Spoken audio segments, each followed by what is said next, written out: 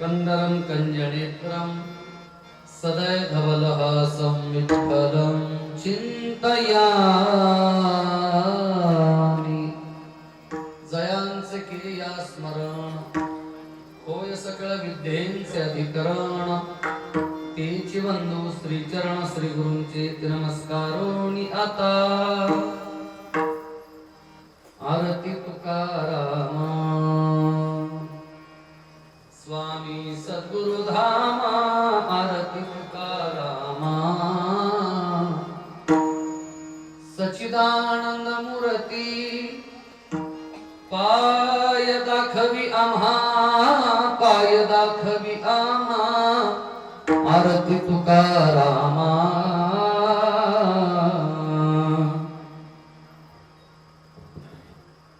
या पवित्र आणि मंगलमय प्रांगणामध्ये गेली 23 वर्ष पूर्ण करून 24व्या वर्षामध्ये पदार्पण करणारा हा नामयज्ञ याही वर्षी मोठ्या उत्साहाच्या वातावरणाने संपन्न होता। नको नको भेटील नको नको नको बाबा, संपन्न होत असताना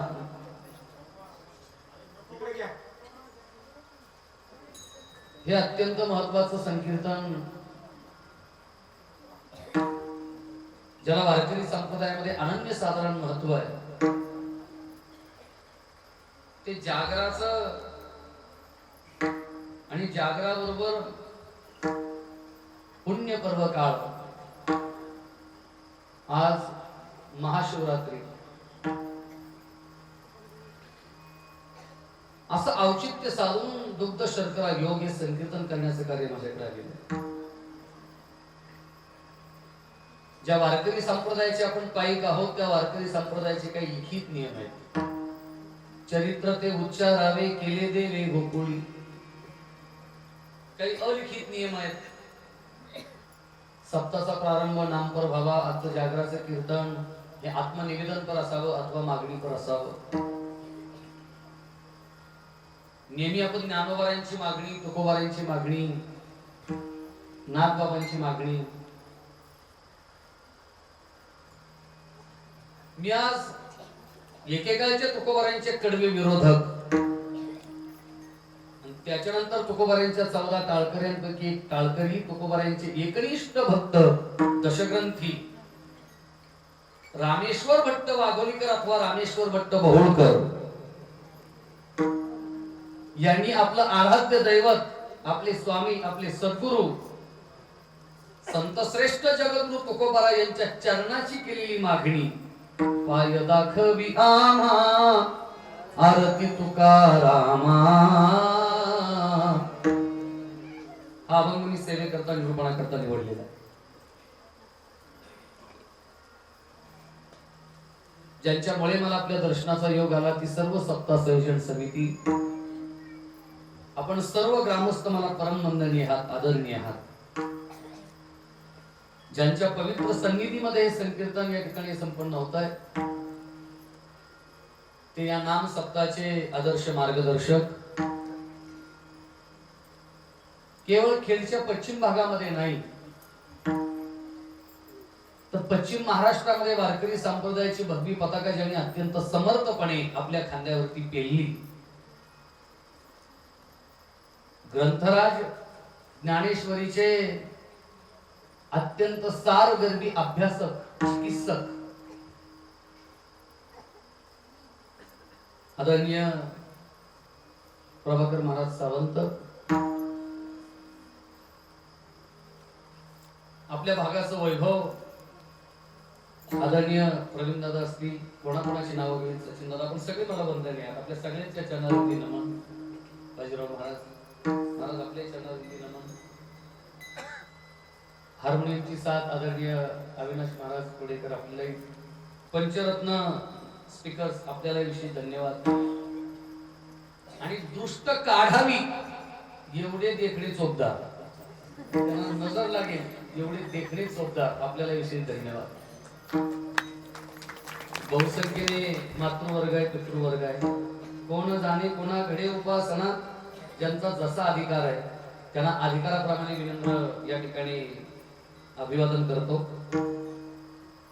हा कार्यक्रम संस्मरणीय राहावा दीर्घकाळ म्हणून शब्द या ठिकाणी चित्रबद्ध करणारे आपले दादा आपल्या चरणारविंदी नमन.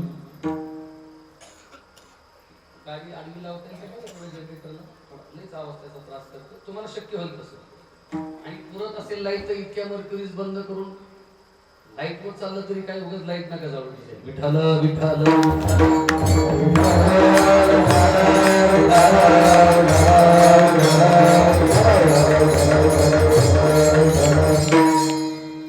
प्रमाण मांडण्याचं स्वातंत्र्य मी आपल्याला दिलेलं आहे.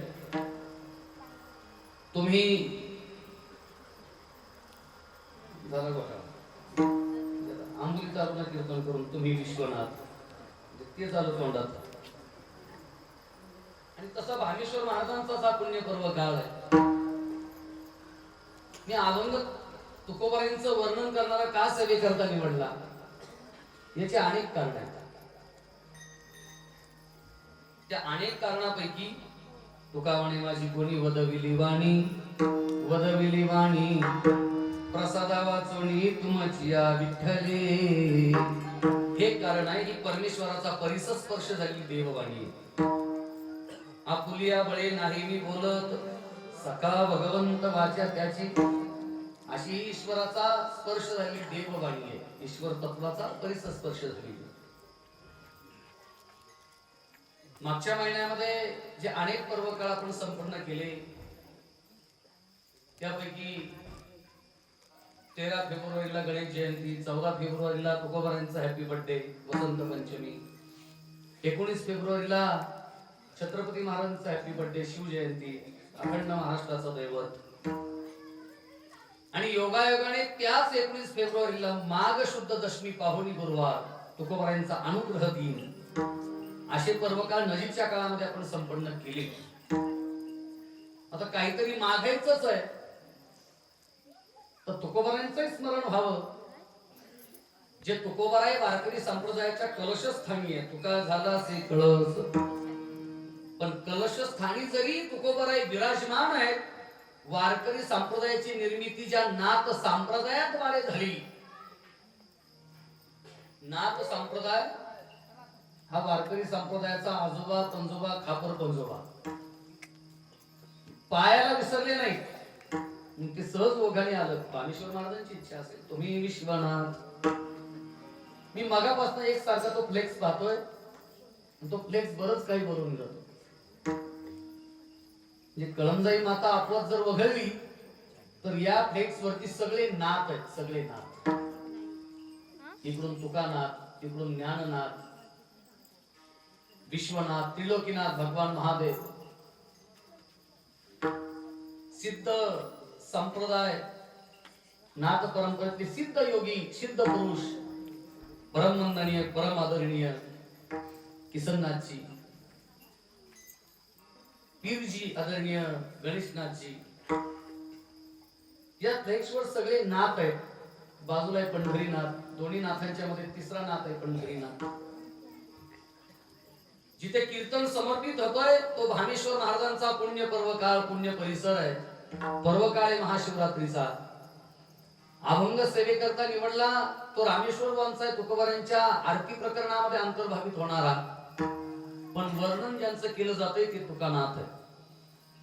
मला या अभंगामध्ये प्रवेश करायचा आहे पण या पुण्य पर्व काळाला धरून करायचं आहे. महाशिवरात्रीचा पर्व काळ आहे आणि म्हणून भगवान महादेवाचं थोडं वर्णन व्हावं क्रमप्राप्त आहे. हे 2-4 नाथ मला या ठिकाणी दिसले. पहिले नाथ आहेत त्रिलोकीनाथ, दुसरे नाथ आहेत रघुनाथ. चरितम रघुनाथस्य शतकोटी प्रविष्टम. तिसरे नाथ आहेत द्वारिकानाथ. चौथे नाथ आहेत पंढरीनाथ. पाचवे नाथ आहे अनाथाची माय ज्ञाननाथ. आणि 6वे नाथ ज्यांची आरती रामेश्वर वाणी गायली ते तुकानाथ. कोणाला म्हणतात नाथ? काय नाथांची व्याख्या? शिवरात्रीचा पर्व काळ आहे म्हणून 2-4 मिनिटाचा वेळ घेतो. भजन करा विठाला.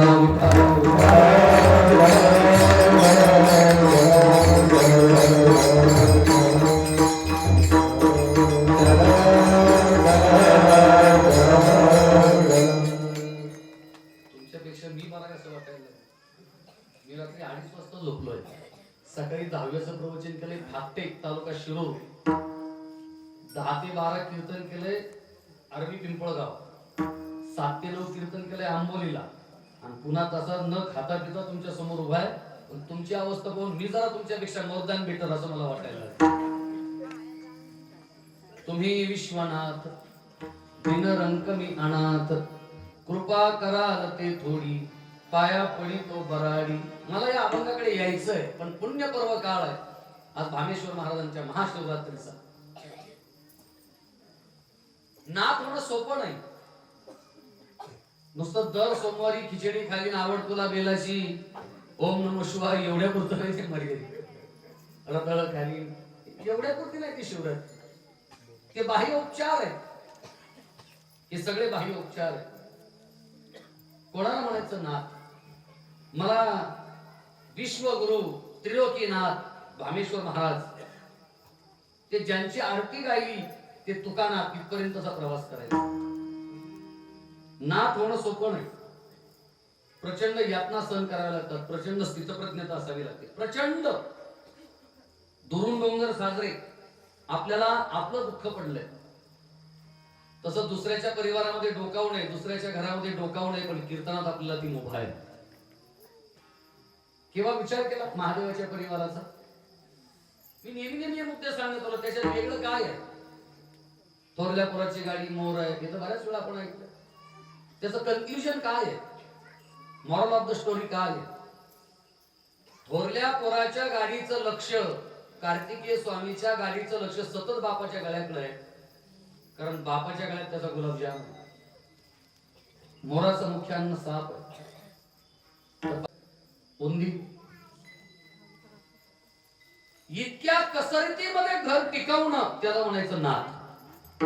एवढ्या कवायतीत घर टिकवलं, रिकव्हरी सूट दाखल झाला नाही, तडजोडनामा दाखल झाला नाही, खेळच्या कोर्टात प्रकरण गेलं नाही, तंटामुक्तीत प्रकरण गेलं नाही. साप आणि उंदीर एका छताखाली, मोर आणि साप एका छताखाली. वाघासमोर बैल आलं तर जिवंत राहील का? सावली राहील का? पण नवऱ्याचं वाहन आहे बैल आणि बायकोचं वाहन आहे बिबट्या. मा शिरोवाली दोन्ही वाहन एका पार्किंग मध्ये, अजून घासाघीस नाही. जय मातारी. एवढ्या समस्या आहेत आपल्या जीवनात. इतक्या विरोधाभासामध्ये समाधान टिकून ठेवणं, एवढी कसरत ज्याच्या जीवनामध्ये, त्याला म्हणायचं नाथ. हे भामेश्वर महाराजांचं लक्षण आहे. वेगवेगळी नाव आहेत भामेश्वर महाराजांना, वेगवेगळी नाव आहेत, वेगवेगळी नाव आहेत. भामखोऱ्यामध्ये आले म्हणून भामेश्वर, तिकडे भीमाशंकर. भगवान प्रभू रामचंद्रांनी स्वतःच्या हाताने सिद्ध केले म्हणून खेडला सिद्धेश्वर. वेगवेगळी नाव आहेत. पण भगवान महादेवाचं एक नाव आहे नीलकंठ. या कीर्तनातून काय घेऊन जायचं आज महाशिवरात्रीच्या पर्व काळावरती? नीलकंठ. जगाच्या कल्याणाकरता भगवान महादेवाने संपूर्ण विष प्राशन केलं. 137 कोटी वर्षापूर्वी जे बिग बँग एक्सप्लोजन झालं असं विज्ञानाचं मत आहे. ते बिग बँग एक्सप्लोजन थिअरी वेगळी काही नाही, त्याचं नाव आहे समुद्र मंथन. बिग बँग नंतर ज्या ज्या गोष्टी बाहेर पडल्या त्या सगळ्या समुद्र मंथनातून बाहेर पडल्या. पण ज्या चांगल्या गोष्टी आल्या त्याच्याबरोबर वाईटही आलं, विष, हलाहल विष. नाथ होणं सोपं नाही. प्रत्येक गावात, प्रत्येक भावकीत, प्रत्येक परिवारामध्ये असं एक पात्र दडलंय, त्याचं नाव आहे नाथ. जगाच्या कल्याणाकरता ते विष ग्रहण केलं. नीलकंठ. ते पोटातही उतरू दिलं नाही आणि ओटावरही येऊ दिलं नाही. जीवन जगत असताना ही कसरत आम्हाला महादेवाने शिकवली. हा बॅलन्स, हा समन्वय. कितीही विष तुम्हाला प्यावं लागलं, मग ते परिवाराकडून मिळालं, नातेवाईकडून मिळालं, बायकोकडून मिळालं, भावाकडून मिळालं, भावकीतून मिळालं, गावकीतून मिळालं, समाजातून मिळालं.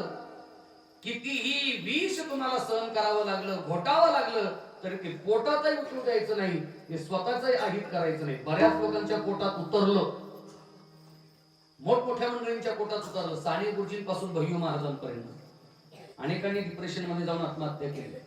कमिशनर ऑफ मुंबई हिमांशु राय, अनेक अशी उदाहरण आहेत. नेते, अभिनेते, सेलिब्रिटीज, अनेकांच्या पोटात उतरलं, ते पोटामध्ये उतरू द्यायचं नाही आणि ओटावर येऊ द्यायचं नाही. सतत सांगत नाही बसायचं. मी तुमच्यासाठी यावं केलं, मी तुमच्यासाठी त्यावं केलं, काही त्याचा उपयोग नसतो. भामेश्वर महाराजांकडून हा आदर्श घ्यायचा की जीवन जगायचं ते नीलकंठाप्रमाणे. कितीही विष प्यावं लागलं तरी ते कंठात साठवायचं, पोटात जाऊन स्वतःचंही अहित करायचं नाही आणि ओटावर आणून समाजाचंही अहित करायचं नाही. विठ्ठला विठ्ठला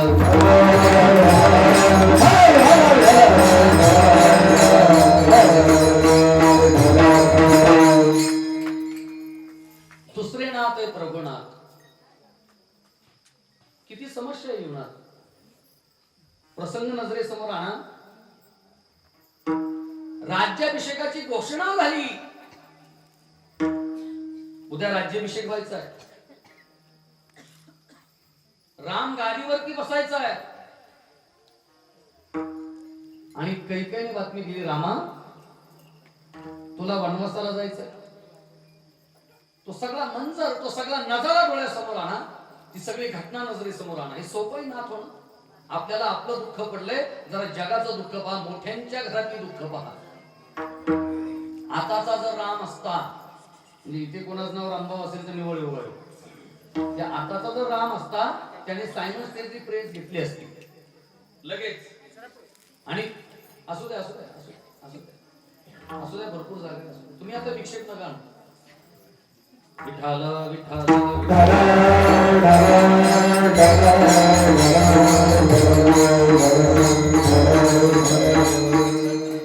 तुम्हालाच घाबरलं, मला वाटतं रडलं ते. असं पोरांपासून लांब थांबलं, ती घाबरतच नाही खरं तुम्हाला. किती त्रास आहे जीवनामध्ये. रामाने प्रेस घेतली असती आत्ताच्या कॉन्फरन्स आणि सांगितलं असतं, बाबा ठीक आहे ऑथेंटिक पर्सन तुम्ही आहे, मी जातो म्हणाला, पण माझ्या एका प्रश्नाचं उत्तर द्या. काल दिवसभर जर टीव्ही चॅनल लावला तर प्रत्येक टीव्ही चॅनल वरती, प्रत्येक न्यूज चॅनल वरती माझ्याच नावाचा धुंगारा, माझ्याच नावाची ब्रेकिंग न्यूज, खाली पट्टी माझ्याच नावाची. मी गादीवरती बसणार, मी गादीवरती बसणार. मला एक प्रश्न विचारायचा आहे, बाबा तुम्हीच माझ्या नावाची घोषणा केली ना काल प्रेस मध्ये? माझ्या एका प्रश्नाचं उत्तर द्या. काल प्रेस कॉन्फरन्स घेऊन माझ्या नावाची घोषणा करणारे कोण आणि रात्रीतून माझ्या नावाला व्हाईटनर लावणारे कोण? असं तरी रामाने विचारलं असतं की नाही आत्ताच्या? पण तेवढा प्रश्न देखील विचारला नाही. जरा आमचं आत्मचिंतन करा. 3 मिली बारी आते त्याचे निशाणवाल्याचा घोटाळा झाला, त्याला कळलंच नाही. त्यांनी कांड्यावर निशाण टाकलं, 3 मिली बारी आत आली, हा शर्ट काढून नाचायला लागला. अरे अख्खी गादी मिळणार आहे, राजा होणार आहे राम. चेहरा अत्यंत स्थितप्रज्ञ, चेहऱ्यावरती हसू नये, धीर गंभीर. आणि वनाला जायचंय असं कैकेयीद्वारे कळालं तरी राम तेवढा स्थितप्रज्ञ. हे सोपं आहे की निभावणं? नाथ ठीक आहे, अभंग वेगळा घेतलाय सेवेकरता, मला याचं भान आहे, पण या द्वारे मला या अभंगामध्ये प्रवेश करायचा. भामेश्वर महाराजांचं लक्षण काय आहे, नाथांचं लक्षण काय आहे? मी नाथांचं लक्षण सांगून या अभंगाकडे येतो. कोणाला म्हणायचं नाथ? प्रत्येक गावात, प्रत्येक भावकीत, प्रत्येक परिवारामध्ये हे पात्र धरलेलं आहे. नाथ हे केवळ पात्र नाही, तर नाथ ही सहज जीवन जगण्याची शैली आहे. सहज जीवन जगण्याची शैली, जीवन पद्धती, तिचं नाव आहे नाथ. स्वतःला कितीही यातना आल्या तरी सतत जगाच्या कल्याणा, संतांच्या विभूती, त्याचं नाव आहे नाथ. त्याचं नाव आहे नाथ. बऱ्याच वेळा या भूमिकेमध्ये वडील असतात. बऱ्याच वेळा या भूमिकेमध्ये घरातला कर्ता पुरुष असतो, भावकीतला कर्ता पुरुष असतो, गावकीतला कर्ता पुरुष असतो. 2 व्याख्या सांगतो. काय नाथांचं लक्षण आहे, कसे नाथ ओळखायचे? नाही तुम्हाला वांद्र्याला येता आलं, फिजिकली इथे येऊन तुम्हाला नाही, तुम्ही मुंबईला आहात, पुण्याला आहात, आता नाही शक्य झालं भामेश्वर महाराजांच्या समोर येऊन नतमस्तक होणं, नाही तुम्हाला शक्य झालं, जिथे असाल त्या गावागावात, ठिकठिकाणी, प्रत्येक घरात, प्रत्येक भावकीत असा एक नाथ सुप्त रूपाने घडलेला आहे. काय नाथांची व्याख्या आहे? नीट ऐका. नाथांची पहिली व्याख्या, जो माणसावरती प्रेम करेल तो नाथ. एवढी संकुचित व्याख्या नाथाची करू नका. जो माणसावरती प्रेम करील तो नाथ. एवढी सोपी एवढी संकोचित व्याख्या नाथांची करू नका. ज्याचं मनुष्येतर प्राण्यावरती प्रेम आहे त्याचं नाव आहे नाथ. बुद्धी वेताळे नाचती, बुद्धी वेताळे नाचती, हर्षयुक्त उमापती, हर्षयुक्त उमापती. बुद्धी वेताळे नाचती, बुद्धी वेताळे नाचती. ही माणसं आहेत का भूत? आता माणसं कधी कधी भूतासारखी वागतात तो भाग वेगळा, पण भूत माणसं आहेत का? ज्याचं भूतावरती प्रेम त्याचं नाव आहे नाथ.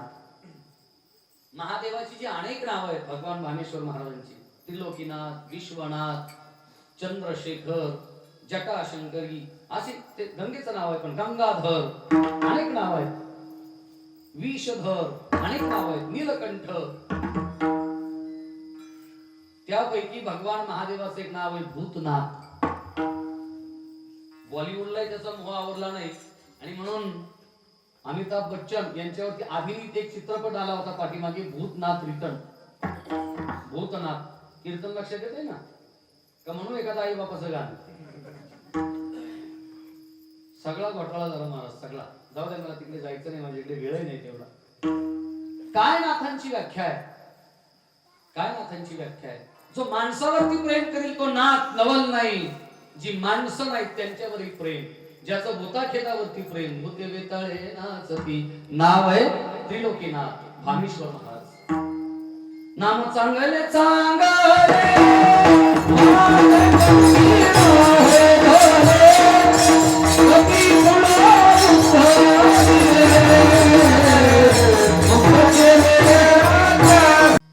गाई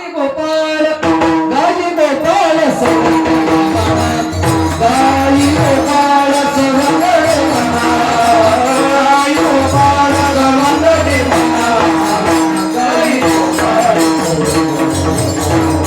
गाई गोपाळ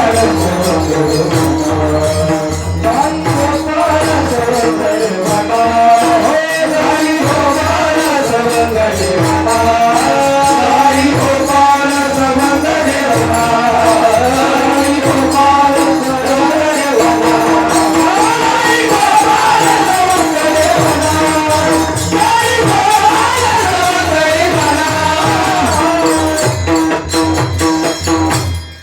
गाई गोपाळ प्रेम तो त्रिलोकीनाथ भामेश्वर भगवान. ज्याचं माकडावरती प्रेम तो रघुनाथ.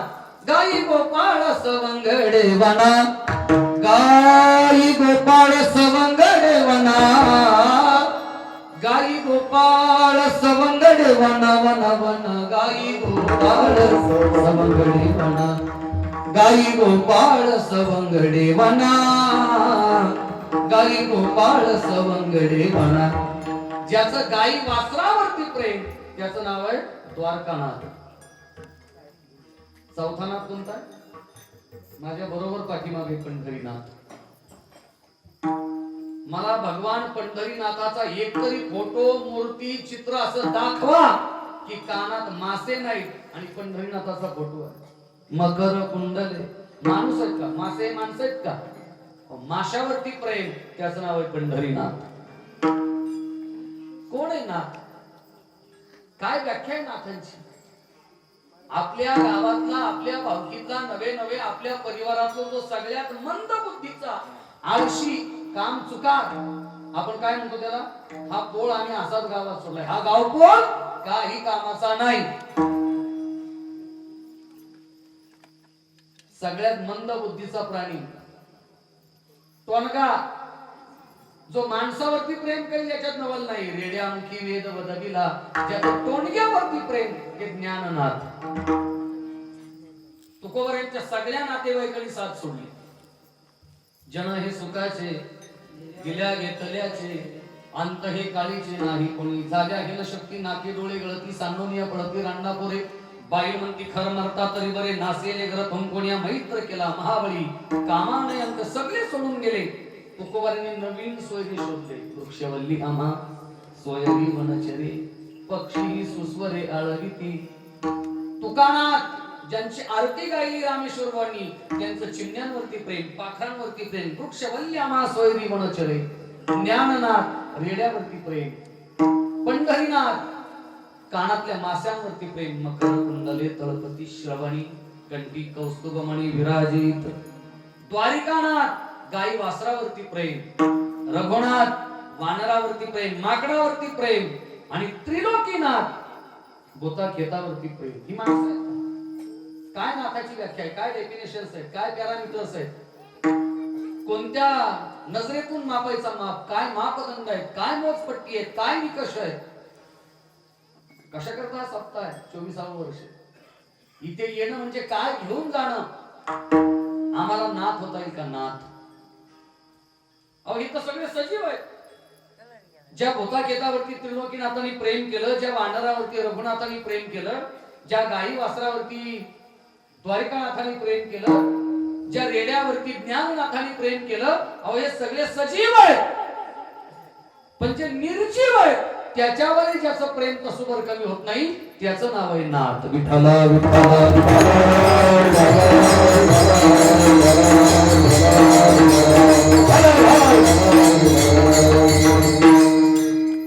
मी दोन गोष्टींचा समन्वय साधतोय.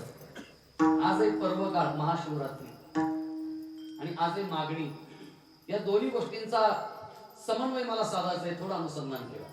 ज्याचं निर्जीवावरती प्रेम, मला भगवान महादेवाचा एक तरी फोटो दाखवा. तिथे आहे तिथेही आहे असा एक तरी फोटो आहे का की भगवान महादेव आहे का हातात त्रिशूळ नाही आहे का एक तरी फोटो. त्रिशूळाशिवाय महादेव आहेत. आता त्रिशूळाचं आध्यात्मिक वर्णन फार करता येईल आपल्याला. शूळ किती प्रकारचे, त्रिशूळ म्हणजे काय ते नंतर पाहतो, काय आजच्या चिंतनाचा मुख्य भाग नाही. पण जड असणाऱ्या त्रिशूळावरती प्रेम, त्रिलोकीनाथ भामेश्वर भगवान माणसावरती केलं, भूता खेतावरती केलं, जड असणाऱ्या त्रिशूळावरती केलं, जड असणाऱ्या धनुष्यावरती प्रेम रघुनाथ. राज वैभव, हाती घोडे, छत्र चामर रथ सगळं सोडलं की नाही, सोनं नाणं, राज दरबार सोडला, पण धनुष्य बाणाशिवाय एक तरी रामाचा फोटो दाखवा. निर्जीव असणाऱ्या धनुष्यावरती प्रेम रघुनाथ.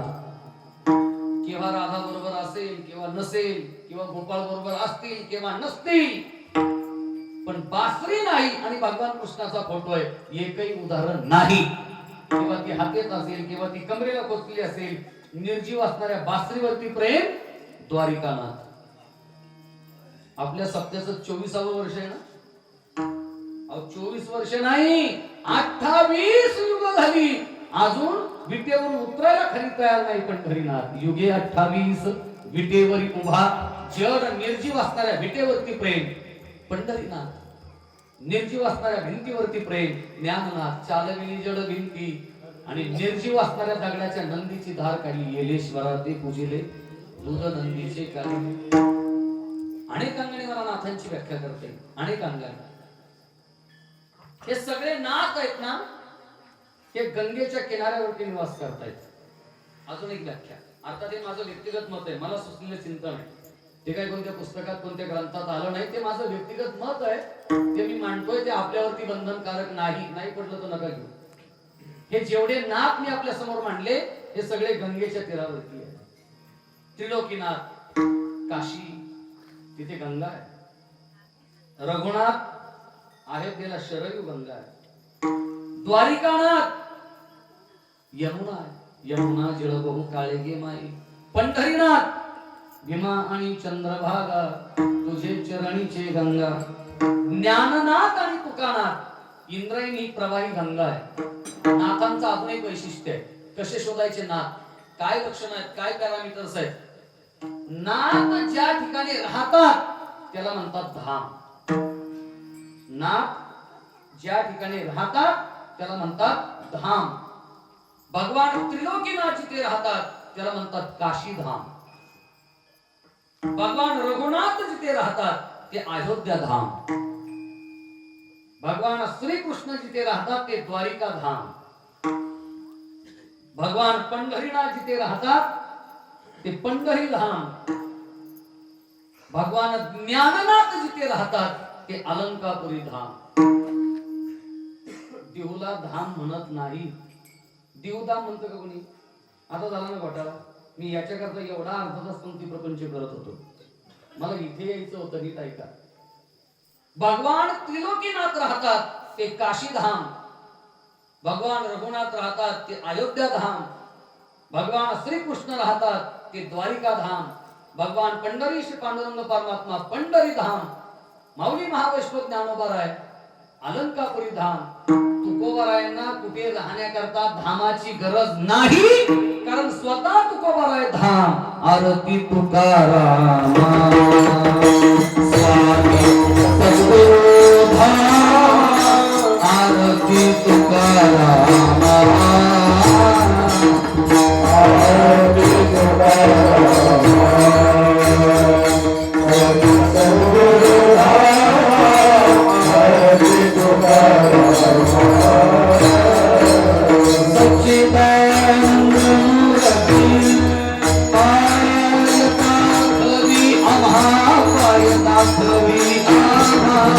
आरती तुकाराम, जय गुरुराय, आरती तुकाराम.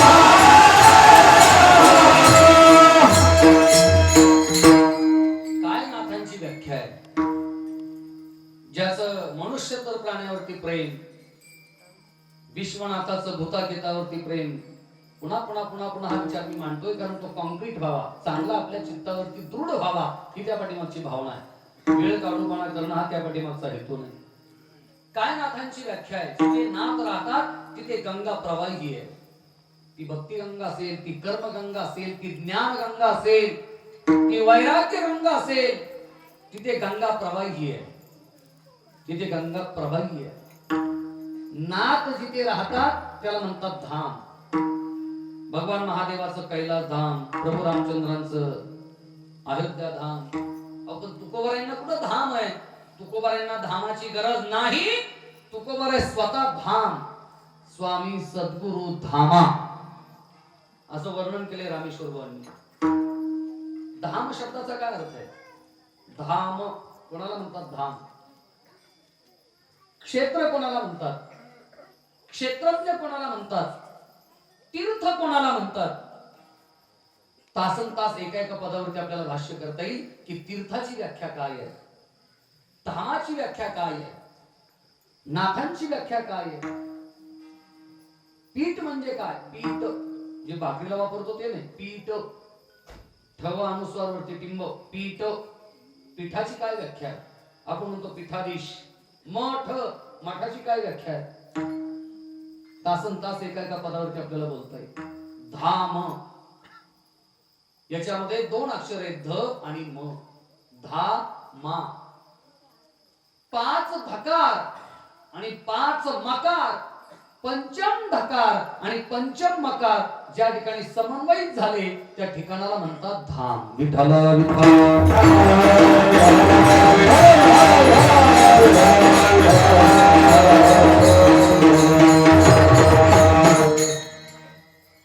आरती गायली एकेकाच्या कडव्या विरोधकांनी गायली. तुम्ही तर विरोध करत होते ना, तुम्ही तर त्यांच्या विरोधात होते. त्यांचं वाङ्मय पाण्यामध्ये बुडवण्याचा आदेश जी आर तुम्हीच पारित केला आणि तुम्हीच त्यांची आरती गाता का? का हा प्रश्न पडला पाहिजे. का? का या प्रश्नाचं उत्तर जर मिळालं नाही आणि हा प्रश्न पडला नाही तर फार गमती जमती होतात. व्यवहारात एक उदाहरण देतो. थोडासा हीन दर्जाचा असला तरी सिद्धांत गोड आहे, त्याच्यामुळे दृष्टांतात फार रमू नका. सिद्धांत महत्वाचा. एक कंडक्टर, म्हणजे इथे कोणी कंडक्टर असतील तर निवड योग आहेत का? मुक्कामी एसटीवाले आहेत का? ड्रायव्हर आहेत का? मग जाऊ द्या कंडक्टरचं उदाहरण. एक कंडक्टर, त्यांना एक नवीन रूट मिळाला, नवीन, आणि तो असा रूट मिळाला ज्या रूटने बहिरू पहिलवान नावाचा एक पहिलवान दररोज आपलं म्हशीचं 300-350 लिटर दूध एसटीच्या टपावरती टाकून तालुक्याच्या गावी दररोजचा त्याचा शिरस्ता. मुक्कामी एसटी गावात आली की सकाळी उठल्याबरोबर ते सगळं दूध खेडला पोहोचवायचं. किंवा पुण्याला पोहोचवायचं, उदाहरण काल्पनिक आहे. आणि त्या रूटला, ज्या रूटने दररोज भैरू पैलवान प्रवास करतोय, त्या रूटला कंडक्टर साहेबांना नवीन ड्युटी आली. Ticket ticket ticket ticket ticket करत भैरू पैलवानाच्या जवळ आले आणि भैरू पैलवानाजवळ आवाज दिला, तिकीट. दुर्लक्षित केलं भैरू पैलवान. कंडक्टर साहेबांना सांगितलं, भैरू पैलवान कधी तिकीट काढत नसतो. कंडक्टर साहेबांनी स्वतःकडे पाहिलं, 37 किलो. भैरू पैलवान 172 किलो. आता बळजुबीने जर तिकीट घ्यायचं म्हणजे स्वतःच्या पायावरती घरी जाण्याची सोय नाही. नाईलाज झाला. कामावरून घरी आले पण रात्रभर झोप लागली नाही. मी जर त्या तोला मोलाचा असतो तर तिकीट काढल्याशिवाय घरी आलो असतो काय? सकाळी उठल्याबरोबर डेपोला कळवलं, 6 महिन्याची सुट्टी. बाजा बोजा आवडला, आई वडिलांचं दर्शन, बायका मुलांचा निरोप, थेट कोल्हापूर. दही दूध तूप लोणी केळी, दंड बैठका, व्यायाम कसरत. 6 महिन्यामध्ये कंडक्टर साहेब देखील 125 किलोच्या घरात गेले. आता 37 ते 125 एवढा परिणाम 6 महिन्यात होतो का? अशा तर्कात जायचं काही कारण नाही. उदाहरण काल्पनिक आहे. 125 किलोचं वजन धारण केलं, पुन्हा त्या रूटला आले. आज आत्मविश्वास दुणावलेला आहे. काही झालं तरी तिकीट काढल्याशिवाय पुढे जायचं नाही. 2 हात करण्याची वेळ आली तरी चालेल. तो 170 कमी 125. तिकीट काढल्याशिवाय नाही पुढे जाणार. तिकीट तिकीट तिकीट तिकीट करत भैरू पैलवानाच्या जवळ आले. मोठ्याने आवाज दिला, तिकीट. नेहमीच्या सवयीप्रमाणे भैरू पैलवाने सांगितलं, कंडक्टर साहेब, भैरू पैलवान कधी तिकीट काढत नसतो. कंडक्टर म्हटले, का काढत नसतो? काढावं लागेल. तुझ्या बापाची एसटी आहे का? काढावं लागेल. भैरू पैलवान म्हटले, कंडक्टर साहेब, भैरू पैलवान कधी तिकीट काढत नसतो कारण भैरू पैलवानकडे एसटीचा पास आहे. कंडक्टर म्हटले, मग 6 महिन्यापूर्वी सांगायला काय झालं होतं? 6 महिने फुकट गेली ना. नोकरी धंद्यापासून दूर राहावं लागलं, बायका मुलांपासून दूर राहावं लागलं, दंड बैठका या वयात काढाव्या लागल्या, कसरत करावी लागली आणि पगाराला वंचित राहावं लागलं. तुमच्याकडे एसटीचा पास आहे हे 6 महिन्यापूर्वी सांगायला काय झालं होतं? भैरू पैलवान म्हटले, मग तुम्हाला तरी विचारायला काय झालं होतं? यातला विनोद जरी वजा केला का, हा प्रश्न आपल्याला पडला पाहिजे. तो आपला स्वायत्त अधिकार आहे का? फंडामेंटल राईट्स का? समोरचा पाया पडला म्हणून, अख्खं गाव पाया पडतंय म्हणून, अंधश्रद्धा म्हणून. वारकरी संप्रदायाला अंधश्रद्धा वगैरे मान्य नाही. कबीर महाराजांचा दोहा आहे, पाणी पिना छान के. जे प्रवीण महाराज पितायत म्हणून मला तो आठवला. पाणी पिना छान के और गुरु करना पहचान के. तुम्हाला ब्रह्म प्रत्यक्ष झालंय काय? तुम्ही मला ते करू द्याल काय? असा प्रश्न विवेकानंदांनी रामकृष्ण परमहंसांना विचारण्याच्या अगोदर शेकडो लोकांना विचारला होता. का? हाच प्रश्न काहींनी रामेश्वरबांना विचारला असावा. काल परवापर्यंत तुम्ही त्यांचे विरोधक, त्यांचं वाङ्मय पाण्यामध्ये बुडवण्याचा आदेश पारित करणारे तुम्ही, त्याच्यावरती सही तुमची, शिक्का तुमचा. आज तुम्ही त्या तुकोबारांची आरती गाताय. आरतीचा एक शिरस्ता आहे. आरती केव्हा गायली जाते? नीट ऐका. आज टाळकरी मंडळी माफ करते मला सगळे. आरती केव्हा गायली जाते? आपण मंदिराच्या समोर जातो, मूर्तीच्या समोर जातो आणि मूर्तीच्या समोर गेल्यानंतर लगेच आरती नाही म्हणत. पहिला नमस्कार करतो आणि त्या मूर्तीला प्रदक्षिणा मारतो. का प्रदक्षिणा मारायची? बरं, दररोज मारायची काय कारण आहे? रोज रोज तेच करायचं? पुन्हा पुन्हा पुन्हा पुन्हा पुन्हा. कुणी 1 मारतं, कुणी 3 मारतं, कुणी 5 मारतं, कुणी 7 मारतं, कुणी 11 मारतं. का प्रदक्षिणा मारत बसायचं? प्रदक्षिणा मारणे सिंबॉलिक आहे, लाक्षणिक आहे. त्याचा लक्षार्थ असा आहे की कोणताही विग्रह विशेष, व्यक्ती विशेष याचं केवळ समोरून दर्शन नाही करायचं, म्हणजे वरवरचं दर्शन नाही करायचं, सारगर्भी दर्शन करायचं, त्याच्या अंतरंगात शिरायचं, चोहोबाजूने त्याचं निरीक्षण करायचं, त्याचं परीक्षण करायचं आणि तो विग्रह आपल्या योग्यतेचा वाटला, त्या निकषावरती तो आला आणि मग त्याची आरती गायची. हा शिरस्ता. रामेश्वरबांनी पुन्हा पुन्हा तुकोबारांना प्रदक्षिणा मारल्या, आध्यात्मिक प्रदक्षिणा मारल्या. तत्वाच्या कसोटीवरती पुन्हा पुन्हा पुन्हा पुन्हा तुकोबारांना तोललं आणि ती तुलना केल्यानंतर रामेश्वरांचे जे लक्षात आलं ते त्यांनी आपल्या ज्ञाती बांधवांना सांगितलं. म्हणे रामेश्वर भट्ट द्विजा तुका विष्णू नाही तुझा. तोललं आणि ती तुलना केल्यानंतर काय त्यांच्या प्रतितीला आलं. ब्रह्म तुकासी आले तुकिता तुलनेसी म्हणून हे फार महत्वाचं आहे. अगोदरचा क्रम पहा. ब्रह्म तुकासी आले तुकिता तुलनेसी म्हणून उगाच नाही. फार धोतर घालून फिरतायत म्हणून नाही. अख्खं गाव त्यांच्या पाया पडतंय म्हणून नाही. ब्रह्म तुकासी आले म्हणून रामेश्वरे चरणी मस्तक ठेविले चरणी मस्तक ठेविले आरती तुकारामा स्वामी सद्गुरु धामा आरती तुकारामा. का पाया पडले का आरती गायली कसे बसले तुकोबाराय. स्वामी स्वामी शब्दाचा काय अर्थ आहे. सद्गुरु. तुम्ही वेद पहा उपनिषद पहा कंटाळा आला का तुम्हाला. नाही. तुम्ही वेद पहा उपनिषद पहा प्रस्थानत्रयी पहा सार भाष्य पहा सूत्र भाष्य पहा शांकर भाष्य पहा नवे नवे गीता पहा रामायण पहा तुम्हाला सद्गुरु शब्द कुठेही आढळणार नाही. तुम्हाला सद्गुरु शब्द कुठेही आढळणार नाही. वेदात सद्गुरु नाही वेदात गुरु. आम्ही प्रार्थना म्हणतो की नाही शाळेत गुरुर ब्रह्मा गुरुर विष्णू गुरुर देव महेश्वर गुरु साक्षात परब्रह्म तस्मै श्री गुरवै नमः. वेदामध्ये शब्द गुरु रामायणातही शब्द गुरु नवे नवे महाभारतातही शब्द गुरु. तुम्ही गीता वाचली असेल अनेक वेळा. धर्मक्षेत्रे कुरुक्षेत्रे समवेता युत्सव मामक पांडवशैव किम कुरुत संजय सुरुधरी यत्र योगेश्वर कृष्ण यत्र पार्थो धनुर्धरा तत्र श्री विजयोर्भूती ध्रुवाणी तिर्मतिर्मम संपली. संपूर्ण गीतेमध्ये कुठेही सद्गुरु शब्द नाही. तिथे शब्द गुरु. गुरुनाथवाय महानुभाव शिवम मुक्त मोक्षमपिरो ख्यातवर्तकामस्तु गुरुदेव भुंजे भोगानुग्रह प्रदिग्दान. मी कशा करता इतक्या पोटतिडकीने हा विचार मांडतो. चला मी व्यवहाराचं उदाहरण देतो. गावरान तूप कसं असतं. गावरान तूप गाईचं म्हशीचं गावरान तूप कसं असतं. शुद्ध असतं की नाही.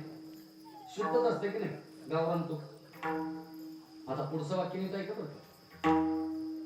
गावरान तूप हे शुद्धच असतं. मग पुन्हा डब्यावरती शुद्ध तूप लिहायची काय गरज आहे. ते शुद्धच आहे की नाही. मग शुद्ध तूप असं लिहायची काय गरज आहे. जसा डालडा मार्केटमध्ये आला तसं डब्यावर शुद्ध तूप लिहायला सुरुवात झाली. तूप हे शुद्धच असतं. पण जसा डालडा मार्केटमध्ये आला तसं प्रत्येक डब्यावरती गावरान शुद्ध तूप असं लिहायची पद्धत आली. गुरु गुरुच असतात.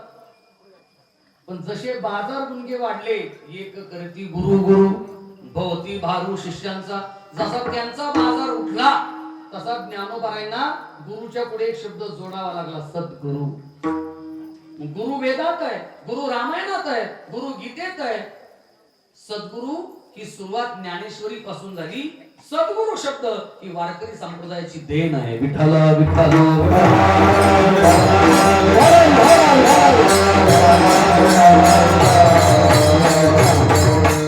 सद्गुरु म्हणजे जो चांगल्या सन्मार्गाकडे नेणारा त्याचं नाव आहे सद्गुरु.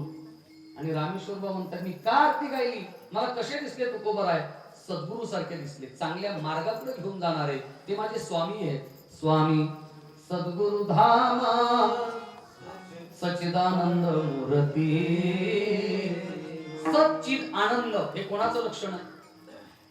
सच्चिदानंद हे परब्रह्माचं लक्षण आहे. आणि तसेच रामेश्वरांना तुकोबाराय दिसले. ब्रह्म तुकासी आले तुकिता तुलनेसी. सगळ्या माता भगिनी गोंधळल्या असतील. त्या म्हणल्या असतील गेल्या वर्षी आबा आला होता पण गेल्या वर्षी जरा बरा होता. आता एवढा टाइम झाला जवळ जवळ 10:30 वाजायला. अजून आईचं गाणं नाही, बापाचं गाणं नाही, महाराज आरडला नाही, वरडला नाही, उड्या मारल्या नाहीत, एखादा पवाडा गायला नाही. बरं, मागच्या वर्षी धोंड्याचा महिना झाला, बुवाच्या कीर्तनामध्ये जावई सासूरवाडीला गेला नाही, सासूने त्याच्याकरता बासुंदी केली नाही, तिचा शिंबूड त्याच्यात पडला नाही, तो जावईने पाहिला नाही. आता असं आलं की असता ऐकायची सवय आपल्याला. त्याच्यामुळे जे सगळं तात्विक मी मांडतोय ते कदाचित डोक्यावर जाईल, पण ते फार महत्वाचं आहे. विठ्ठल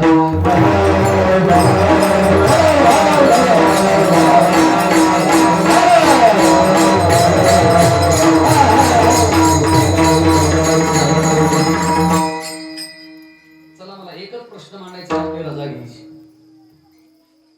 मी जिथून सुरुवात केली होती पुन्हा तिथे यायचे थांबायचं. सुरुवात कुठून केली होती?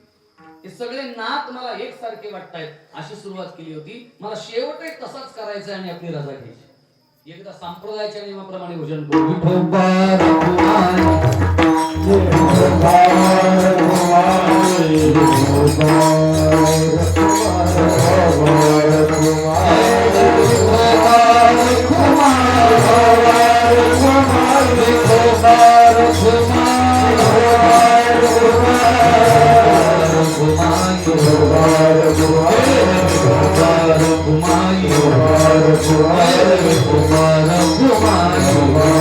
सप्त्याचा प्रारंभ म्हणजे काय? आमच्याकडे विना उभा करणे. जिथे विना उभा झाला तिथे विना पूजन झाला आणि विना गळ्यामध्ये गेला म्हणजे तुमचा सप्ताह सुरू झाला.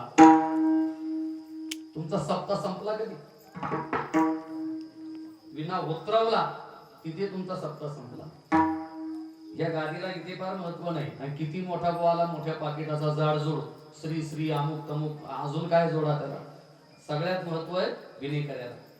जोपर्यंत विनेकऱ्याच्या गळ्यात विना आहे तोपर्यंत जगाचा मालक काय, जगाचा बाप जरी आला तरी विनेकरांनी कोणाच्या पाया पडायचं, तोपर्यंत त्याच्या गळ्यात विना आहे. या देशाचे पंतप्रधान आले तरी काय, राष्ट्रपती आले तरी काय, हा विनेकऱ्याचा दर्जा आहे. कुणी काही काढतं त्याच्यामध्ये. असं मला गाडीत येता येता कळालं, म्हणून त्याच्याकरता मी 2 मिनिटं घेतली. उगाच चुकीच्या सवयी आपल्याकडे लावू नका. विठ्ठल विठ्ठल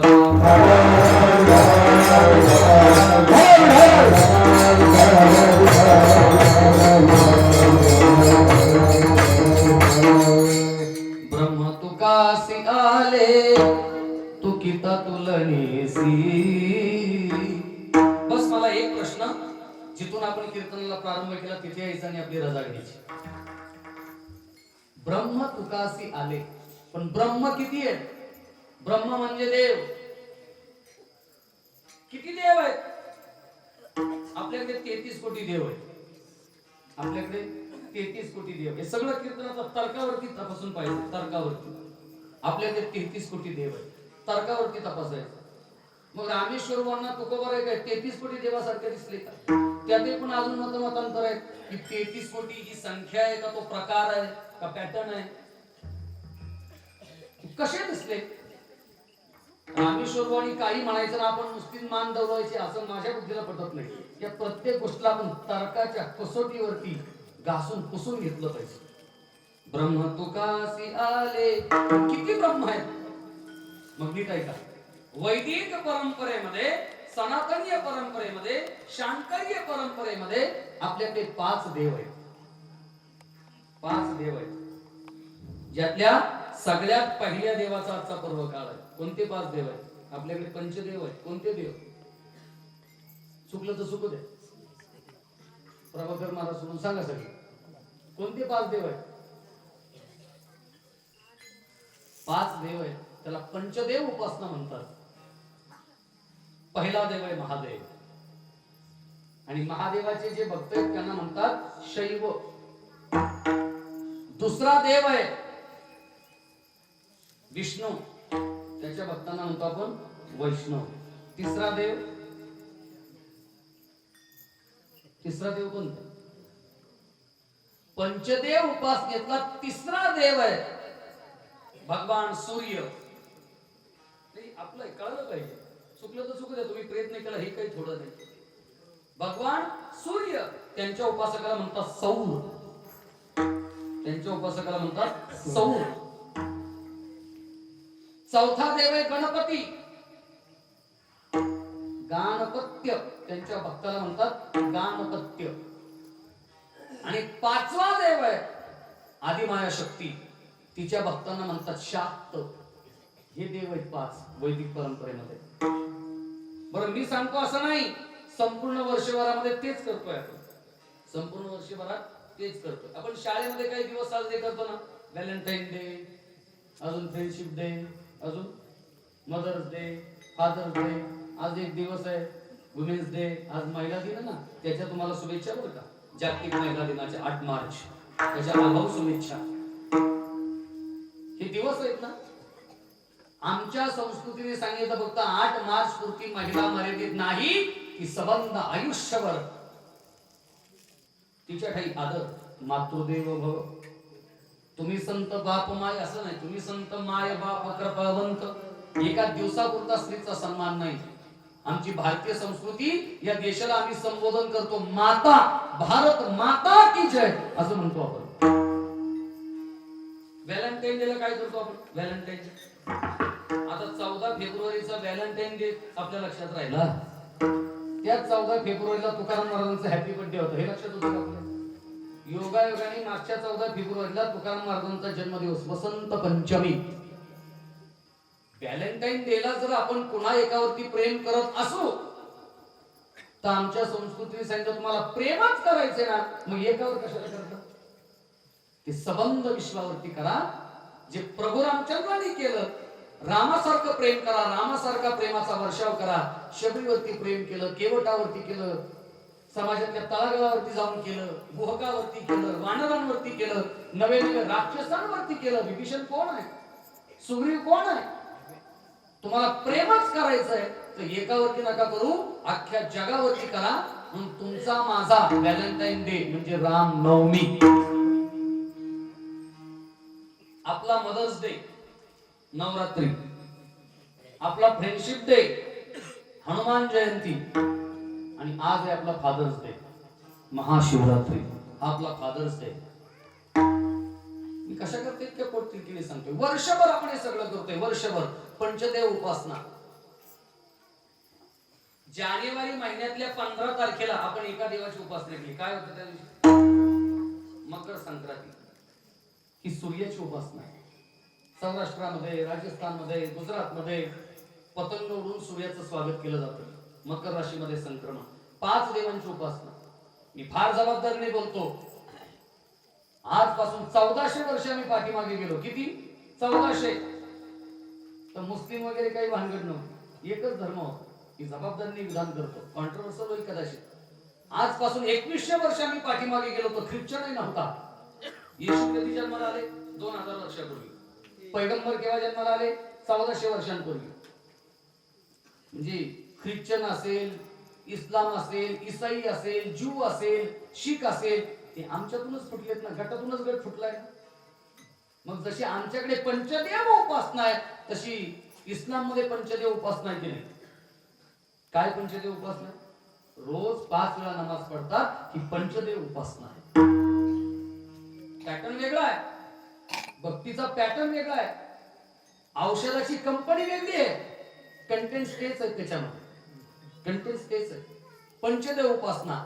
आम्ही 15 जानेवारीला या वर्षी एका देवाची उपासना केली, सूर्य भगवान. फेब्रुवारीच्या 13 तारखेला मागच्या महिन्यात एका देवाची उपासना केली, भगवान गणपती. अजून एका देवाची उपासना आम्ही करणार आहे नवरात्रीमध्ये, माता शारदा, आदिमाया शक्ती. आज आहे एका अत्यंत महत्वाच्या देवाची उपासना, फादर्स डे, महाशिवरात्री. आणि 5व्या देवाची उपासना दरवर्षी कार्तिक महिन्यात. उठा पांडुरंगा, आता दर्शन द्यायचं कळलं. हे काय आहे? कार्तिक स्नानारंभ. ही पंचदेव उपासना आहे.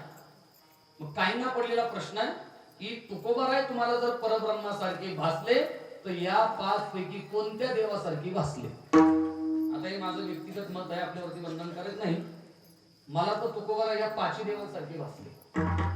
किती आपल्या लक्षात येते पहा. मला तुकोबाराय या 5ही देवांसारखे भासले. मला तुकोबाराय आदिमायेसारखे भासले, मला गणपती बाप्पा सारखे भासले, मला सूर्यासारखे भासले, मला विष्णू सारखे दिसले आणि मला भामेश्वर महाराजांसारखे दिसले. विठ्ठला विठ्ठला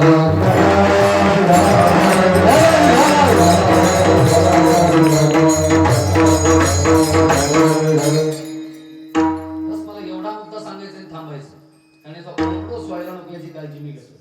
फार ब्रह्मज्ञानाचा ओव्हरडोस नको व्हायला. थोडं थोडं आदिमाया शक्ती काय केलं आदिमायेने? आदिमाया अवतीर्ण झाली, काय केलं आदिमायेने? अनादि निर्गुण प्रगटली भवानी मोह महिषासुर मर्दना लागोनी. काय केलं अनादिने? आदिमाया शक्ती जी अनादि निर्गुण आहे ती आदिमाया शक्ती प्रकट झाली. तिने काय केलं? आता जोड्या लावायच्यातून थांबायचं. काय केलं आदिमायेने? प्रगटली भवानी आणि काय केलं तिने?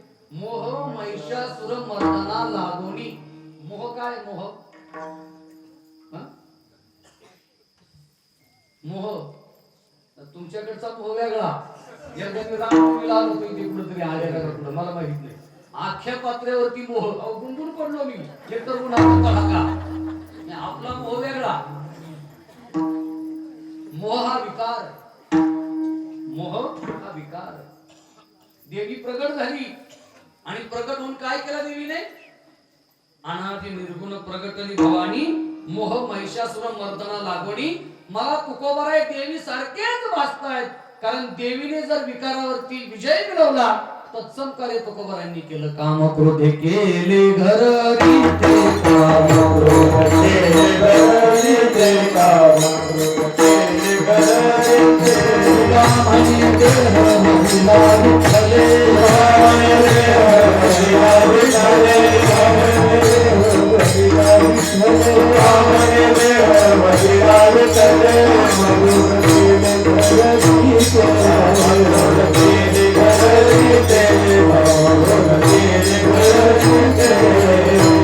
देवीने प्रगट होऊन जर मोहरूपी विकाराचं मर्दन केलं असेल तर तुकोबारांनी तत्सम कार्य केलं. काम क्रोधे बंदी खाणी. तुका म्हणे दिले दोन्ही इंद्रियाचे धणी झालो आम्ही गोसावी. तुकोबाराय मला गणपती बाप्पा सारखे दिसताय. तुकोबाराय मला गणपती बाप्पा सारखे दिसताय. जोड्या लावायच्या. जोड्या. गणपती बाप्पाला बायका किती? तुम्ही दाबल्यामुळे वटला झाला. ते मग जे सांगत होते काय किती? 2. तुकोबारांना बायका किती? जोड्या लावायच्या तर उद्याच्या कार्यापर्यंत लावता येते. तुकोबाराय मला गणपती बाप्पा सारखे दिसताय. चला अजून एक प्रश्न विचारतो. गणपती बाप्पाच्या आवडीचा पदार्थ कोणता? मोदक. वा. गणपती बाप्पाचं फूल कोणतं? जास्वंद. क्या बात आहे. टाळ्या वाजवा एकदा. तिसरा प्रश्न जरा कठीण आहे आता. गणपती बाप्पाचं आवडीचा पदार्थ आपल्याला कळाला, माहितीये. फूल माहितीये. फळ माहितीये का? फळ फळ गणपती बाप्पाचं फळ आहे जांभूळ.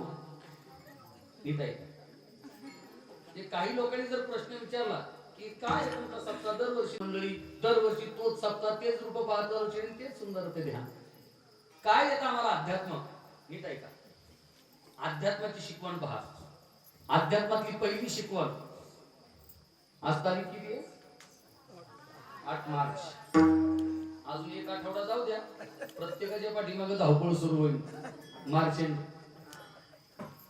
आपलं उत्पन्न जर लाख रुपयाचं आहे आणि तुम्ही फॉर्च्युनर मध्ये फिरलात तर तुम्हाला नजर चुकूनच राहावं लागेल. इकडून गाडी आली का तिकडून गाडी आली. अध्यात्माने हे आम्हाला शिकवलं, तुमच्या उत्पन्नाच्या स्रोतापेक्षा तुच्छ गाडी वापरा. सगळ्या देवांच्या गाड्या बघा. सगळ्या देवांच्या. आता सगळ्यात भयंकर देव कोणता? यम. त्याची गाडी काय? तो जाईन का कधी संपव? किती तुच्छ गाडी. रेडा कधी संपव जाईल. गणपती बाप्पा लंबोदर. वाहन किती तुच्छ. उंदीर. आईपतीपेक्षा फार तुच्छ दर्जाचं वाहन वापरायचं. आता यमाने डायनासोर वापरायला काय हरकत होती? डायनासोर त्याच्यात औषधीप्रमाणे ती कशा करता सांगितलं मग. अजून या जो मुख्य विषय आहे, गणपती बाप्पाच्या आवडीचा पदार्थ आहे लाडू आणि मोदक. पण जास्त गोड खाल्ल्याने काय होतं? आणि डायबिटीसचा अँटीडोस काय? काय अँटीडोस काय डायबिटीसचा? जांभूळ, बॅलन्स, समन्वय. भक्ती करत असताना ती समन्वयाने करावी हे आम्हाला अध्यात्माने शिकवलं. जास्त गोड खाताय ना, जरा जांभूळ खा, हे अध्यात्माने शिकवलं. बॅलन्स, प्रत्येक ठिकाणी बॅलन्स पाहिजे. बॅलन्स. कामाला राक्षस एकाही ग्रंथात म्हटलं नाही, कामाला देव म्हटलं. काय म्हटलं? कामदेव. जसे ज्ञानदेव, जसे नामदेव, तसं काम हा विकार नाही. गणना त्याची मोदक विकारामध्ये झाली तरी कोणत्याही धर्मग्रंथामध्ये कामाला असुर नाही म्हटलं. कामदेव. फक्त तो बॅलन्स पद्धतीने वापरता आला पाहिजे. विवाह संस्था काय आहे? एका सहचरणीशी एकनिष्ठ राहून काम नियंत्रित करणं म्हणजे विवाह संस्था. बॅलन्स आम्हाला अध्यात्माने बॅलन्स शिकवला. मला तुकोबाराय गणपती बाप्पा प्रमाणे भासतायत. कसे? आपण सिंदूर कधी लावतो माहिती? सिंदूर आपण पुन्हा ठोकता, चटका बसताना चटका, ते आपण सिंदूर लावायचं. आता ते अंड्यामध्ये करून वगैरे लावायचं असं लहानपणी मी पाहिलंय. व्यासपीठाचा डेकोर मला माहिती आहे, पण आता वस्तुस्थिती तशीच आहे. आपण सिंदूर कधी लावायचं? आपल्याला पोळल्यावर गणपती बाप्पाने काय केलं? अख्ख्या अंगाला सिंदूर लावला की नाही? लावलं की नाही? म्हणजे काहीतरी गणपती बाप्पाच्या जीवनात समस्या आहे की नाही? अख्ख्या अंगाला सिंदूर लावला. आपण जिथं चटका बसला तिथेच लावतो. आपण दुर्वांचा वापर कधी केला माहितीये? आपल्या जीवनात कधी करतो? तुम्हाला सगळंच आम्ही सांगायचं तर मग तुम्हाला नारळ कशाला द्यायचं? नागिन झाली नागिन. तांदळामध्ये दुर्वा एकत्र वाटून सर्वांगाला त्याचा लेप दिला जातो. म्हणजे दाह, नागिनीने होणाऱ्या ज्या प्रचंड वेदना आहेत त्याचा अँटीडोस आहे दुर्वा. ज्या अर्थी गणपती बाप्पाने अंगाला सिंदूर लावला आणि ज्या अर्थी गणपती बाप्पाने डोक्यावर दुर्वा धारण केल्या, जे गणपती बाप्पाच्या जीवनामध्ये दाह असल्याशिवाय नाही. माझं व्यक्तिगत मत आहे, आपल्यावरती बंधनकारक नाही. चला पुढे. जेवणाचा सिक्वेन्स माहिती आपल्याला. क्रम माता भगिनी आपण आहात. पात्र वाढण्याची सुद्धा एक पद्धत आहे, त्याचा एक डेकोरम आहे. ज्या पदार्थाचा वापर कमी ते पदार्थ डाव्या हाताला. तांब्या कुठं ठेवायचा? डाव्या हाताला. लोणचं कुठं ठेवायचं? डाव्या हाताला. ठेचा कुठं ठेवायचा? डाव्या हाताला. मीठ कुठं ठेवायचं? डाव्या हाताला. मेन कोर्स उजव्या हाताला. भाकर, बाजरीची, तांदळाची, ज्वारीची, लाडू, गुलाबजाम उजव्या हाताला. हा डेकोरम आहे ताट वाढण्याचा. पण अजून एक गोष्ट आपल्याला माहितीये, नेमकं आपण उलट करतो त्याच्या. आपण गोड पदार्थ जेवणाच्या शेवटी खातो. नाही, चूक. सॅच्युरेटेड फॅट वाढतात, कॅलरीज वाढतात. जेवणाच्या नंतर गोड पदार्थ खायचे नाही. कॅलरीज मल्टिपल होतात. गोड पदार्थ खायचा जेवणाच्या आधी. सुरुवात गोडाने करायची. का करायची? नीट ऐका. मेटाबॉलिझम, डायजेस्टिव्हची सगळी आमची सिस्टीम आहे. पित्त प्रकोप कमी करण्याचं साधन आहे गोड पदार्थ. तुकोबाराय मला गणपती बाप्पा सारखेच दिसत आहेत. कसे? गणपती बाप्पाला काय आवडतं? लाडू. आणि तुकोबारायला काय आवडतं? लहानपण दे गाडे,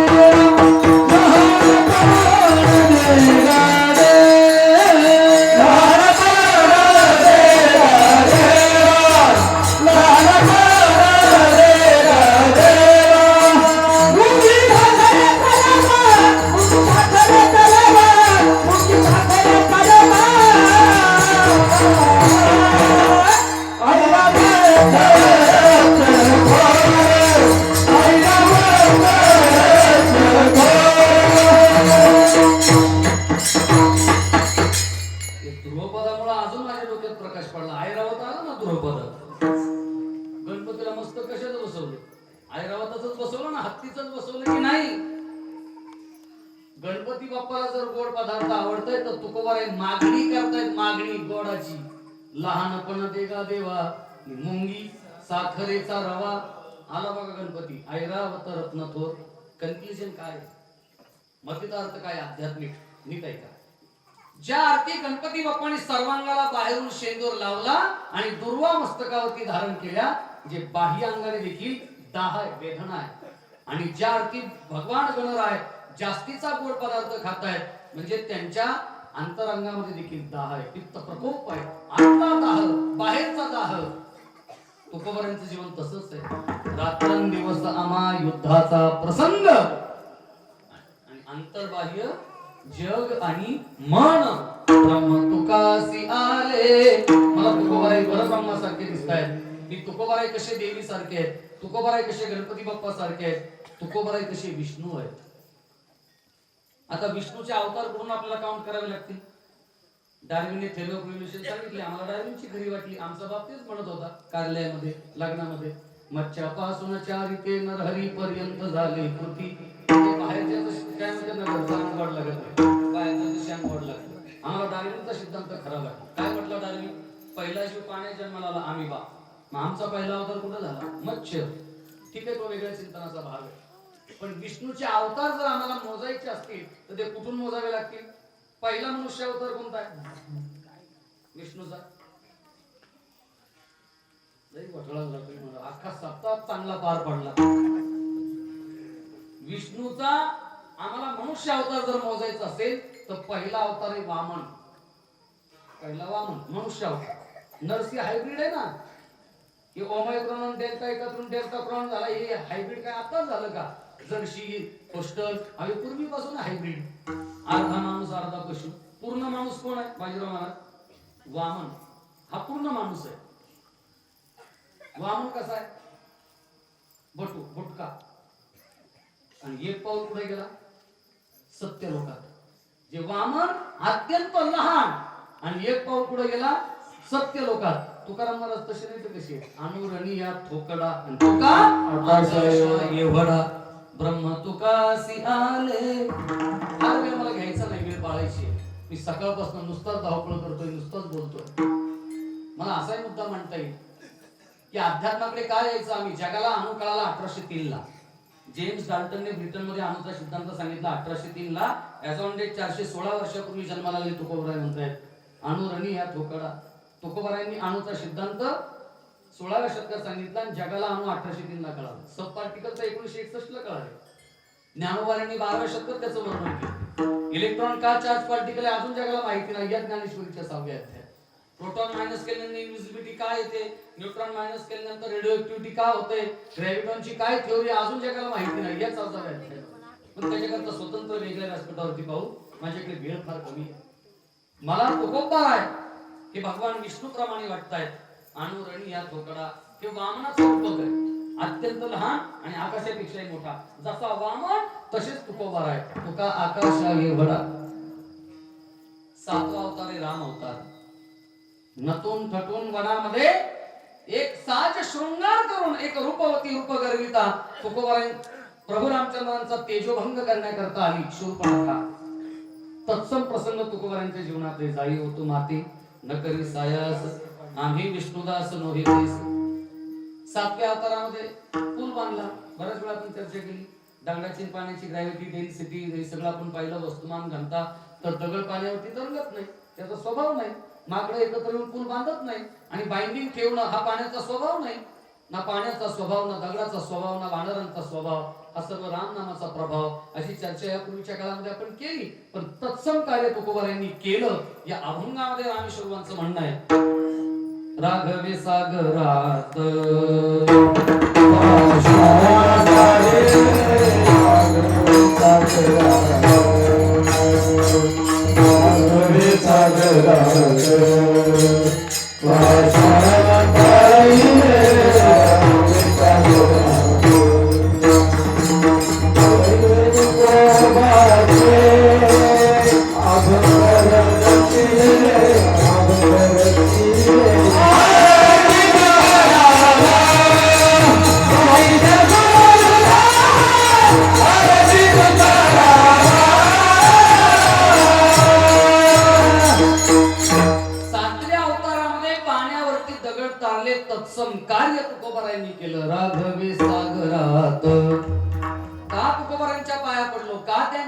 गायली राघवे सागरात म्हणून पाषाण तारिले राघवे सागरात तैसे तुकोबाचे अभंग रक्षिले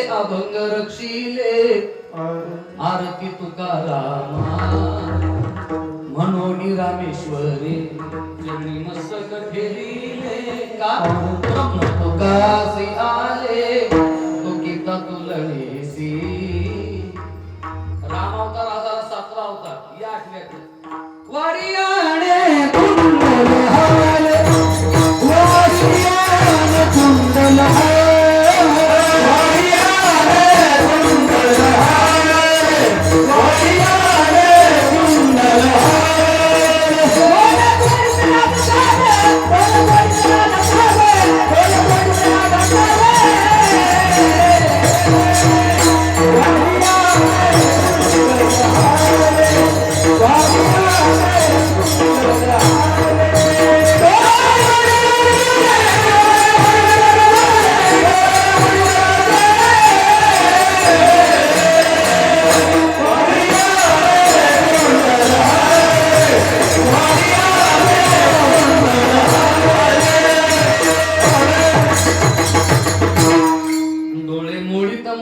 मोडित राधा चाले मोडित राधा चाले वारियाने कुंडल हाले वारियाने कुंडल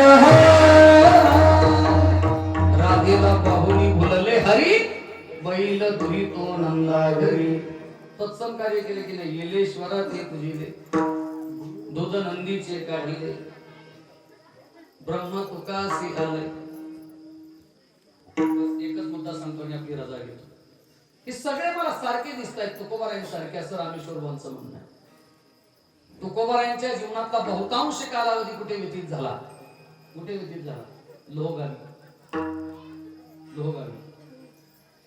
छत्रपती महाराज यांची प्रतिमा माझ्या बाजूला आहे आज ही कीर्तन सुरू आहे ती महाराजांमुळे आज आपण इथे बसलोय ते महाराजांमुळे हा टाळाचा गजर होतोय त्याला कारण फक्त महाराज आहे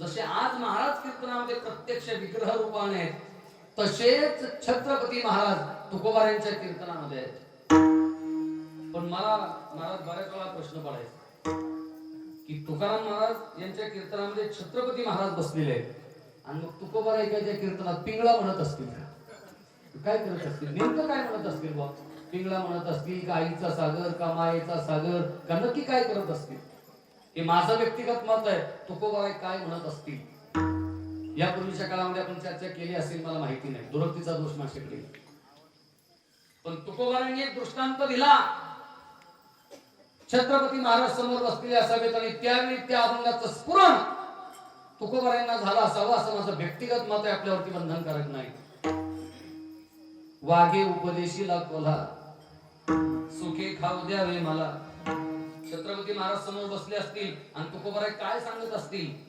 असा प्रसंग डोळ्यासमोर आणा असा मंजर असा नजारा तुकोबाराने एक दृष्टांत दिला एक वाघ पिंजऱ्यामध्ये अडकला 2 दिवस झाले बाहेर पडायचा प्रयत्न करतोय पण बाहेर पडता येत नाही पिंजऱ्याला दरवाजाला कडी आहे समोरून चालला एक कोल्हा आणि त्या कोल्याला वाघाने सांगितलं तुला 4 पाय मला 4 पाय तुला शेपूट मला शेपूट तू जंगलवासी मी जंगलवासी तुझं बॉडी स्ट्रक्चर आडवं माझं बॉडी स्ट्रक्चर आडवं एकमेका सहाय्य करू अवघे धरू सुपंत कोल्ह्याला आली दया कोल्ह्याने दरवाजाची कडी काढली आणि मग वाघोबा म्हटला रे अजून 7 मिनिटं 11ला काय करायचं प्रवचन करू बस आणि समोर बसलेल्या कोल्ह्याला वाघाने जे प्रवचन ऐकवलं ते तुकोबारांनी शब्दबद्ध केलं महाराज समोर बसले असावे आणि काय प्रवचन करायला लागला वाघ वाघे उपदेशीला कोल्हा कोल्ह्या तुला माहितीये ज्याची 5वी झाली त्याचा 10वा ज्याची 12वी झाली त्याचा 13वा आणि जो खाटीवर आला तो ताटीवर जाणार आहे उपजल्या पिंडा मरण सांगायची येतो उपजले ते नासे प्रत्येकाचं मरण ठरलेलं आहे आता हे अचानक असलं प्रवचन वाघ का करायला लागला ते कोल्ह्याच्या लक्षात आलं त्याने चोळबोळ सुरू केली तुमच्यासाठी आणि मग वाघ त्या कोल्ह्याला म्हटला तू फार चुळबुळ करू नको सुखे खाऊ द्यावे मला मी तुला खातो तर कधी ना कधी तू मरणारच आहे. आणि ती मनसे ते न चुके आणि मजही मारी तोसी भुके. पण बऱ्या बोलाने जर तुझा देह तुम्हाला अर्पण केला, वैकुंठ मोक्ष स्वर्ग देह तो जाणार घडेल हा परोपकार. असलं मोक्षदायी प्रवचन वा का करतोय ते कोल्याने जाणलं. आता मरणे की मरणे. जिथे शक्ती काम करत नाही तिथे डोकं युक्ती वापरावी. हे छत्रपती महाराजांना तुकोबारांनी सांगितलं. त्यांच्याकरता हा अभंग वापरला असं माझं व्यक्तिगत मत आहे. आणि मग कोल्याने सांगितलं, वाघोबा खा मला, खुशाल खा, खुशाल खा. पण मागापासून मी विचार करतोय, तुमचं एवढं दारुण शरीर आणि एवढ्या अरुंद दरवाज्यातून आतमध्ये शिरलात तरी कसे? एकदा आतमध्ये शिरून दाखवा आणि मग मला खा.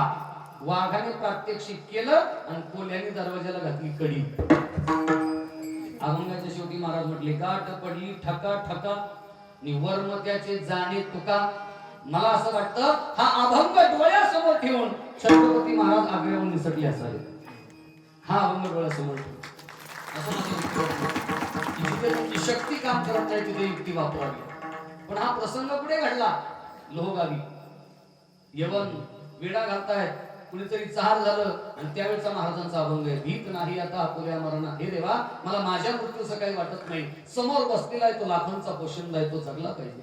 भजनी विक्षेपतेची पै मरण. शोभा कासाराच्या पत्नी उकळीचं पाणी अंगावर घातलं, जळे माझी काय लागला. कुठे घडला प्रसंग? लोहगावी. मेलेला मुलगा जिवंत केला तुकोबारांच्या कीर्तनात जोशीबांचा. पुढे घडला प्रसंग लोहगावी. मी काय इतक्या पोटतिडकीने सांगतोय, मला शेवटचं सांगून थांबायचं आहे. तुकाराम महाराजांच्या जीवनातला बहुतांश कालावधी कुठे व्यतीत झाला? लोहगावी. एवढं ध्यानात ठेवा. आता पुढचं सांगतो. भगवान भामेश्वर कुठे राहतात? वांद्र्यातला आपलं सोडून. महादेव कुठे राहतो? कैलास म्हणजे पर्वतावरती. विष्णू कुठे राहतात? समुद्रात. पांडुरंग परमात्मा कुठे राहतो? पंढरपूरला. तुमच्या लक्षात आली काही कॉमन फॅक्ट? हे तिघे सासूरवाडीत राहतात. सासूरवाडीमध्ये राहणारा माणूस फार पूज्य होतो. मी नाही बोलत, माझ्याकडे नका पाहू. विष्णू समुद्रामध्ये राहतात. कुठली सासूरवाडी आहे विष्णूची? कुठली सासूरवाडी? विष्णूची सासूरवाडी कोणती? लक्ष्मी कौस्तुभ पारिजातक सुरा धन्वंतरी चंद्रमा. लक्ष्मी जन्माला आली समुद्रातून आणि तिथे विष्णूचा वास आहे. पार्वती कुठे जन्माला आली? गिरिजा. भगवान महादेव कुठे राहतात? बाबा बर्फाणी कुठे राहतात? बाबा पहाडोवाला कुठे राहतात? बरं, पांडुरंग परमात्मा तरी कुठला आहे? पहिला अवतार कोणता आहे? कृष्ण. हा कृष्ण कुठला? युपीचा भैया यादव. वाया कर्नाटक. कानडाव विठ्ठलू कर्नाटक येणे मजलावे यलावे दू. आणि विठ्ठलाचं लग्न कोणाशी झालं? रुक्मिणीशी. रुक्मिणी कुठली? विदर्भातली. आणि विदर्भ कुठला? महाराष्ट्रातला. कृष्ण कुठला? युपीतला. राहायला कुठं आला? महाराष्ट्रात. भगवान पांडुरंग परमात्मा असेल, भगवान श्री हरी विष्णू असेल, भगवान महादेव असेल, नवे तुकोबारांचा देखील सर्वाधिक कालावधी सासूरवाडीतच व्यतीत झाला. कारण तुकोबारांची सासूरवाडी आहे लोहगाव. ब्रह्म तुकासी आले. अशा जोड्या रात्रभर आपल्याला लावता येतील. रामेश्वर बाबा म्हटले, मला तुकोबार आहे ते परब्रह्मासारखे दिसले म्हणून रामेश्वरे चरणी मस्तक ठेविले. चरणी मस्तक ठेविले. आरती तुकारामा तुकाराम तुकाराम. काळी काळी काळी काळी तुकाराम तुकाराम तुकाराम तुकाराम तुकाराम तुकाराम